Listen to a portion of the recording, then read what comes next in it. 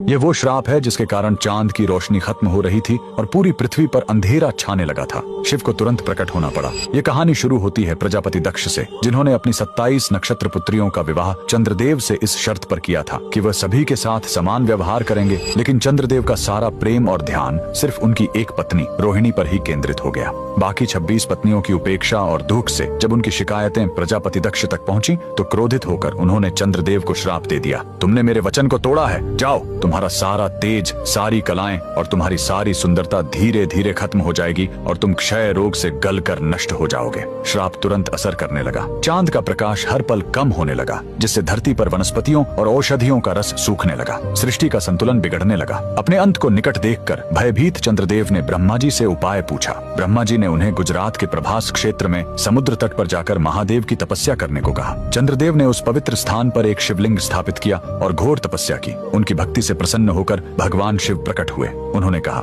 मैं दक्ष के श्राप को पूरी तरह खत्म तो नहीं कर सकता, लेकिन उसका प्रभाव कम कर सकता हूँ। शिव ने वरदान दिया, तुम कृष्ण पक्ष में 15 दिन क्षीण होगे, लेकिन शुक्ल पक्ष में 15 दिन फिर से पूर्ण हो जाओगे। उन्होंने चंद्र को अपने मस्तक पर धारण कर लिया और चंद्रशेखर कहलाए। और जिस ज्योतिर्लिंग की चंद्र ने पूजा की थी वो सोमनाथ, सोम यानी चंद्र के नाथ के नाम से प्रसिद्ध हुआ। और यही सोमनाथ मंदिर भारत का पहला ज्योतिर्लिंग आज भी गुजरात के वेरावल में उसी समुद्र तट पर शान से खड़ा है, जहाँ चंद्रदेव ने श्राप से मुक्ति पाई थी। लेकिन रुकिए, इस मंदिर का एक और रहस्य है। यहाँ मौजूद बाण स्तंभ यह बताता है कि यहाँ से लेकर दक्षिणी ध्रुव तक समुद्र के रास्ते में कोई जमीन नहीं है। भगवान शिव के भक्त कमेंट में हर हर महादेव जरूर लिखें।